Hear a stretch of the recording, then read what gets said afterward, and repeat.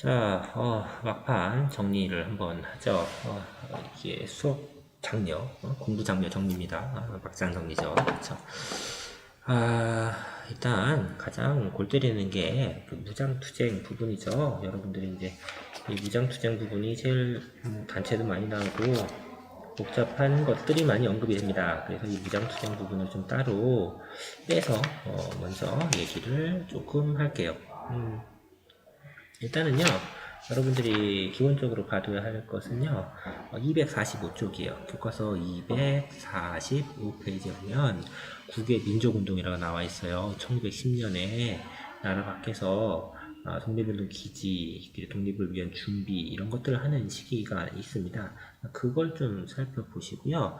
일단 지리적 감각을 익히도록 하죠. 여기 보면은 위치가 이렇게 좀 나와 있죠. 대한민국이라고 합시다. 우리 이거, 그쵸? 그리고 여기 이제 압록강, 두만강이 흐릅니다. 자, 그러면은 이 두만강 위쪽을 우리는 북간도라고 부르고요. 압록강 위쪽을 서간도라고 부릅니다. 자, 그런데 우리가 이 지역을, 이 넓은 지역을 우리가 만주라고 하죠. 그래서 만주의 이 북쪽, 북만주라고 하기도 하고요. 만주의 남쪽에서 남만주라고 부르기도 해요. 하는데, 우리가 그냥 일반적으로는 이 지역을 서간도, 이 지역을 북간도 이렇게 부릅니다. 자, 그리고 여기에 이렇게 붙어 있어요. 여기 연해주, 블라디보스톡이라고 하는 도시가 있는 연해주. 연해주는 어느 나라 땅? 러시아, 소련 땅이 되겠습니다. 자, 기억하시고. 또, 독립운동에서 꼭 알아둬야 할 것이 이 상하이죠. 이 상하이가 뭐가 만들어져요? 대한민국 임시정부가 만들어지죠. 봐두시고, 대한민국 임시정부가 나중에 1940년이 되면은 일본을 피해서 중국 내륙에 있는 이 충칭이라고 하는 도시로 이전을 합니다. 자, 그래서 이것도 알아두시고요. 또 하나, 여기에 우리가 빼먹었지만 하나 더 알아주면은 좋은 동네가 있습니다. 이 지도에서 표현하기가 조금 어려운데요. 대략 이쯤 어디쯤 될 거예요. 여기에 있는 도시의 이름이 뭐냐면은 예난이라고 하는 도시가 있어요. 이거 써줄게요. 잘못 쳤어요. 예난이라고 하는 도시가 있습니다. 이 예난이라고 하는 도시가 있어요. 이 예난이라고 하는 도시는 중국 공산당이 자리 잡은 지역입니다. 그래서 우리로 치면 사회주의 계열 색깔이 좀 있는 사람들이 이 예난이라고 하는 도시에 올라가서 활동을 합니다. 이렇게 도시 위치를 일단 파악하고 시작을 할게요. 1910년대는요. 245페이지에 나와 있듯이요. 여기에 서간도, 여기에 북간도, 여기 연해주에 각각 어떤 단체가 만들어졌고, 어떤 학교가 만들어졌고, 어떤 독립군이 있었고, 이런 것들을 좀 기억을 해주면 좋을 것 같아요. 245페이지에 국외 독립운동 기지 건설이라고 하는 지도가 있거든요. 그 지도를 그대로 잘 정리하면 되겠고요. 그거를 이제 위치만 나눠봅시다. 서간도, 북간도, 연해주 이렇게 기억을 하면 되겠습니다. 자, 그리고는 20년대로 가서 20년대의 무장투쟁의 모습을 좀 살펴볼게요. 266페이지. 자, 교과서 266페이지에 가면 1920년대 해외 무장투쟁이라고 쭉 나옵니다. 자, 지금 이런 식으로 정리가 되어 있는 부분입니다. 자, 전투가 나오게 될 거예요. 전투가 나오게 될 건데요. 자, 1920년에 일어난 사건입니다. 봉오동 전투. 봉오동이라고 하는 동네에서 독립군이 일본군을 무찌르는 전투예요. 이 전투에서 패배한 일본군이 이 만주 땅에, 그죠? 간도에, 이 간도는 어느 나라 땅이에요? 청나라 땅이죠. 이 청나라 땅인 간도에 군대를 대규모로 파견하기 위해서 일으킨 사건이 훈춘 사건이에요. 훈춘 사건을 일으키고 군대를 대규모로 파병을 합니다. 그래서 독립군들과 맞서 싸웠는데 독립군들이 후퇴하면서 싸워서 승리한 전투가 청산리 전투, 청산리 대첩이라고 하는 전투가 되겠습니다. 자, 독립군들은 이게 뭐 앞에서 1대1로 싸운 건 아니고요. 그 수적인 또는 무장의 열세가 있었기 때문에 후퇴하면서 싸운 전투예요. 그래서 독립군들은 청산리 전투에서 승리해서 목적대로 무사히 북쪽으로 피신을 하게 됩니다. 대신에 이 간도에 남아있는 우리 동포들은 일본군의 학살을 당할 수밖에 없었습니다. 그 사건을 우리는 간도 참변이라고 부르고 있습니다. 자, 여기에서 우리 주민들이 많이 학살을 당하자 독립군들은 전열을 정비해야 될 필요성이 생겼죠. 그래서 북쪽으로 쭉 올라가서 밀산이라고 하는 동네가 있어요. 이 밀산이라고 하는 동네는 이 지도에서 보면은요, 대략 보면은 뭐 이쯤까지 올라가야 될 거예요. 이쯤까지 올라가야 하는 이 동네에 있는 도시입니다. 여기에 가서 대한독립군단이라고 하는 통합부대를 만들고 대장을 서일이라고 하는 사람이 합니다. 자, 그리고 더 위쪽으로 올라가죠. 더 위쪽으로 올라가서 이쪽으로 쭉 올라가면 이쯤에 자유시라고 하는 도시가 있어요. 이름이 기억을 좀 합시다. 자유시라고 하는 도시가 있습니다. 이 자유시까지 이제 피해가죠. 그리고 이 자유시에서 전열을 정비하려고 했는데 이 지휘권 문제가 발생하면서 크게 피해만 보게 되더라. 자, 이게 자유시 참변이 되겠습니다. 그럼 1920년 6월에서 시작해서요. 1921년 자유시 참변까지 하나의 사건이 일단락이 됩니다. 자, 자유시 참변을 당하고 살아남은 독립군들은 남쪽으로 내려오거나 아니면 연해주로 돌아가거나 아니면 더 위로 올라가거나 뭐 이랬을 거예요. 자, 우리는 여기서 이제 있는 요 완주, 북한도, 서간도 이 지역을 중점으로 보니까 자유시 참변에서 살아남은 사람들이 내려왔단 말이에요. 자, 그래서 만주로 귀환을 하죠. 자, 그리고 이들이 다시 독립군 부대를 만들었습니다. 자, 그게 3부예요. 이른바 참의부, 정의부, 신민부라고 하는 3부가 되겠습니다. 참의부, 정의부, 신민부는요, 지도에서 보면요, 남쪽에서 북쪽으로 참의부, 정의부, 신민부 이런 식으로 자리를 잡고 있습니다. 위치를 물어보지는 않을 테니까 일단 3부가 있더라 라는 것만 기억을 꼭 하시고요. 자, 그래서 3부가 활동을 하는데요. 이 3부는요, 좀 기억을 해둬야 할 게 하나가 더 있는데, 단순한 군대가 아니라, 군사정부의 성격을 가지고 있어요. 군대이면서 하나의 행정부로서의 기능까지 같이 했단 말이죠. 그래서 그 지역 사람들을 보호하고 행정 서비스를 하고 뭐 세금도 받고 심지어는 뭐 이런 활동을 했어요. 그러니까 하나의 정부의 성격을 또 가지고 있습니다.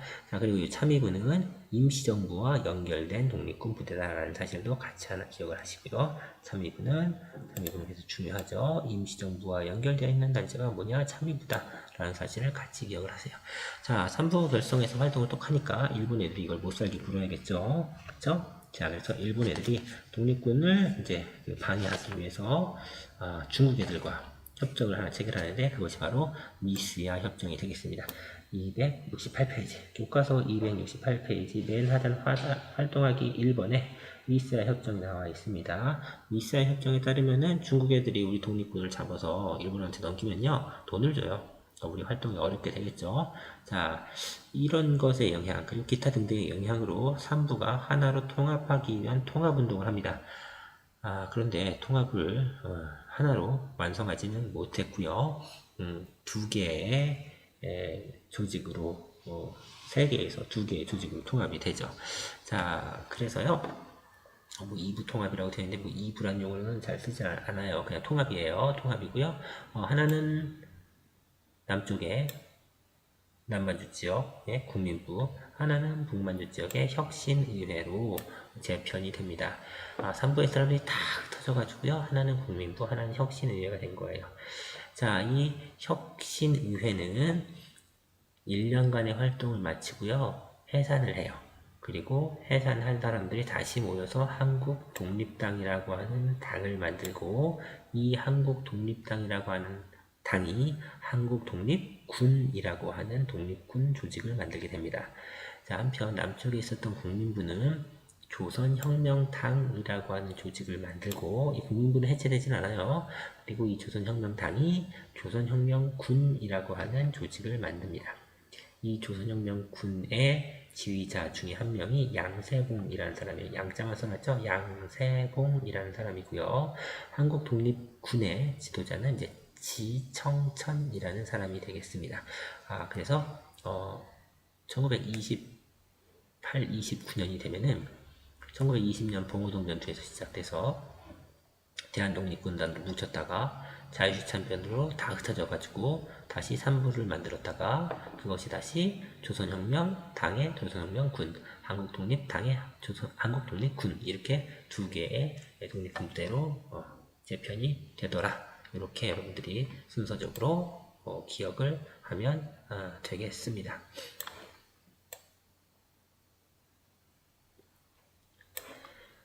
자, 그 다음에요. 일단은요, 그렇고요. 그 다음에 한편, 이건 이제 조직적인 독립군 부대의 모습이죠. 이런 조직적인 것 말고요. 조직은 조직인데 활동 자체가 개인 플레이를 하는 사람들이 있어요. 뭐, 폭탄 하나 던지고 도망가고요. 이런 분들이 있죠. 이런 사람들, 의열단이라는 조직이 있습니다. 1919년에 만들어진 이 의열단이라는 조직은요, 주로 활동을 20년대에 해요. 20년대 초중반까지 활동을 열심히 했습니다. 주로 한 일은요, 폭탄 던지기예요. 경찰서, 그 다음에 친일적인 기업, 그렇죠? 관공서 이런 데 폭탄을 투척해서 일본 애들을 이제 무섭게 하고 이런 것들을 계속 반복하면서 우리의 독립을 이룰 수 있다라고 하는 생각을 가졌습니다. 아일랜드가 이제 독립을 하는 과정에서 이러한 양상을 좀 가지고 있었거든요. 그래서 뭐 충분히 당시에는 하나의 방법으로 생각할 수 있었던 거라고 볼 수가 있습니다. 자, 이 의열단의 활동이 있었고요. 의열단의 대장으로는 표면적으로 우리가 김원봉이라고 하는 사람으로 알려져 있습니다. 그래서 의열단이라는 사람도 한번 봐두시고요. 자, 그런데 이제 1926년경이 되면 활동을 안 해요. 이 폭탄 하나 만드는데 돈 많이 들겠죠, 그쵸? 뭐 그런 작은 문제도 있어 보이고요. 그리고 이런 개인적 활동에 어떤 한계를 느꼈던 것도 있어 보이고요. 그래서 김원봉을 중심으로 하는 의열단 단원들은 중국의 황포군관학교라고 하는 학교에 들어가서 군사교육을 새롭게 받으면서 후위를 이제 기약하는 모습을 볼 수가 있어요. 자, 그러면요, 이제 저기는 좀 일단락된 거예요. 20년대에 모습은 일단락됐고요. 30년대에 넘어가서 볼게요. 자, 30년대에서 꼭 봐둬야 하는 일이 있어요. 30년대에 이것을 이해하기 위해서 여러분들이 꼭 봐둬야 하는 일은요. 바로 1931년에 일본의 만주 침략이 있었다는 겁니다. 만주가 이제 일본 땅이 돼요. 그럼 만주에 일본군이 들어오겠죠. 만주에 있었던 우리 독립군. 서간도, 북간도가 만주에 있잖아요. 일본군과 싸우겠죠. 뭐 그런 모습이 나타날 것이고요. 또 하나는 1937년에는 중국과 일본이 전쟁을 하더라. 중국 본토에서 전쟁을 해요. 이제 관내 지역이라고 하는. 자, 그래서 중국 땅에서 이제 우리가 일본군과 맞서 싸우기 위한 모습을 보여야겠죠. 독립군들도 바로 그런 것에 맞춰서 활동을 한다는 거예요. 그래서 이 두 가지 사건을 좀 기억을 하고 갔으면 좋겠고요. 30년대, 40년대 해외 무장 투쟁에 대해서 살펴볼게요. 자, 먼저요. 이 조선혁명군과 한국독립군은요. 조선혁명군과 한국독립군은요. 만주에 일본이 쳐들어오자 만주에서 일본군에 맞서 싸웁니다. 그러면서 이 만주 지역을 지키기 위한 중국 애들과 한중연합 작전을 통해서 일본군에게 함께 맞서 싸우는 모습을 보여줍니다. 289쪽에 잠깐 보세요. 교과서 289쪽에 보면 1930년대 항일 무장투쟁이라고 지도가 하나 나와 있고요.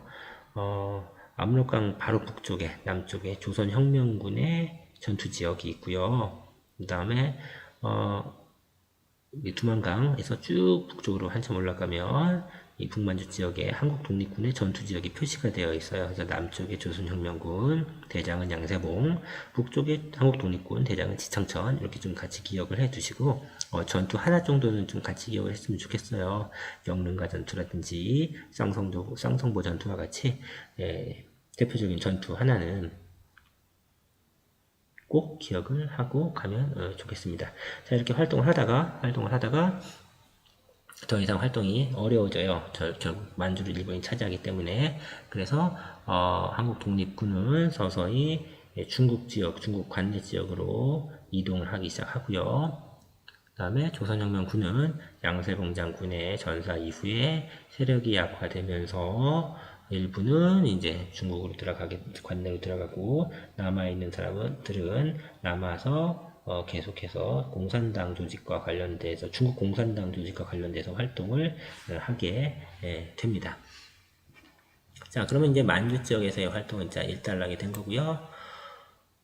중국 관내로 이제 넘어가요. 중국 관내로 넘어가면 1935년에 난징에서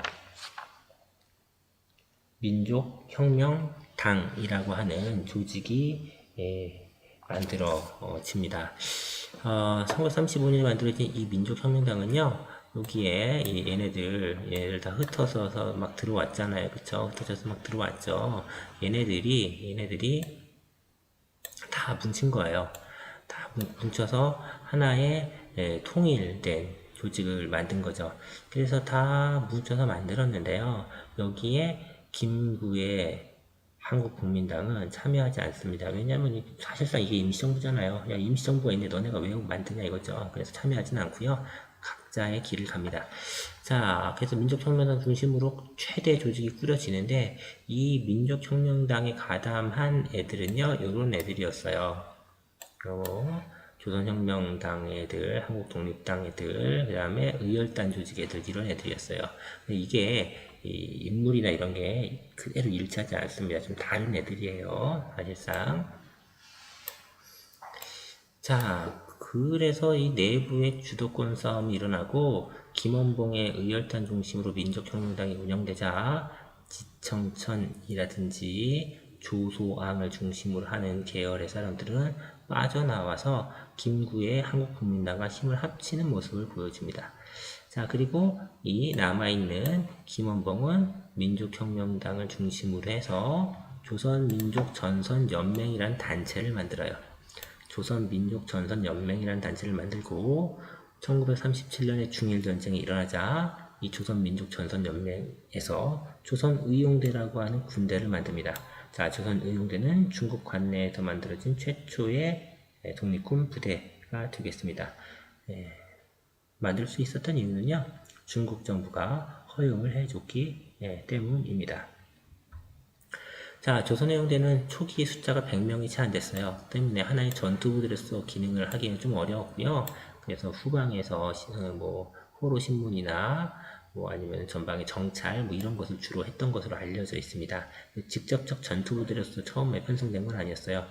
그런데 시간이 지나서 전쟁이 끝나지 않고 계속 진행이 되자 이 조선해병대 중에서 전투에 직접 가담하고 싶어 하는 사람들이 막 늘어났습니다. 그때 당시 중국의 국민당 정부는 충칭이라고 하는 내륙 깊숙한 지역으로 후퇴를 하고 있었고요.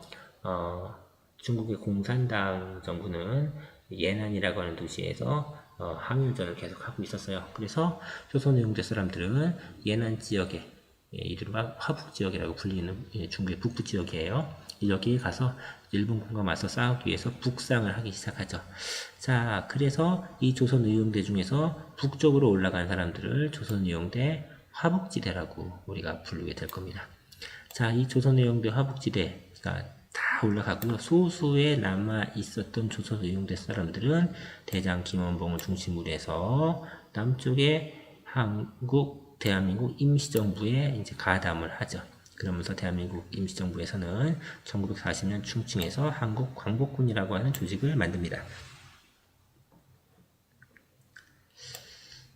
자, 한편 이 조선의용대 화북지대는요, 조선의용대 화북지대 사람들은 여기 이제 화북지역 예난이라고 하는 도시를 중심으로 하는 화북지역에 이동한 다음에 이 지역에 있었던 우리 동포들, 주로 사회주의자들이에요. 이들을 만나가지고 새롭게 조직을 하나 만들어요. 그 새롭게 만든 조직이 조선독립동맹이라는 게 되겠습니다. 여기서는 좀 빼먹었는데 이름은요 이렇게 되어 있어요. 조선독립동맹이라고 되어 있습니다. 그래서 조선독립동맹이라고 하는 단체를 만들고 이 조선독립동맹 산하에 독립군 부대로서 조선의용군을 만들게 됩니다. 그러니까 실은 이 조선의용군은 그 뿌리가 어디서 나온 거예요? 조선의용대 화북지대에서 나온 거죠. 그쵸? 조선의용대 화북지대가 조선의용군으로 이렇게 이어지는 흐름이다라고 볼 수가 있겠습니다.